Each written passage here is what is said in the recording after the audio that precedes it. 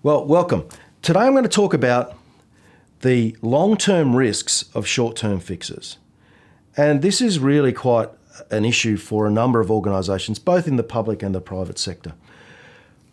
What we find often when we have an event or we start to see some issues within the organisation, we look to either divert money from something else to deal with that situation, or we actually cut our budgets.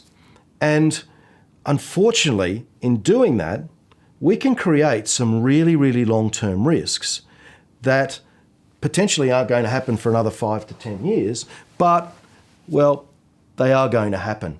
And I'll give you an example. Let's say we have an organisation that is involved in facilities maintenance. Let's say that that particular organisation has had its budget cut by 20%. So it turns around and looks and says, well, okay, we've had our budget cut from, let's say, $1 billion down to 800 million. What aren't we going to do? What are those $200 million worth of jobs that we are not going to do in terms of maintaining our facilities? The problem that we've got there is we've got that short-term focus. We're not looking at the fact that by not maintaining those facilities, they are going to degrade a lot quicker. What that means is that we are going to need to have capital expenditure on those facilities a few years earlier than we'd anticipated or budgeted. So that $200 million that we're taking out of the budget here could result in a $500, $600, $700 million expenditure in, say, 5 to 10 years.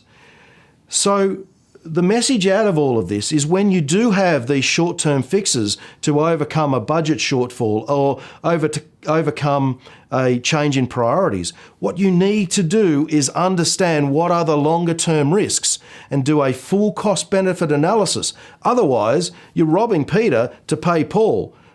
But the problem is that you're actually robbing Peter in the sense of maybe $500 million, but only paying him back $200 million.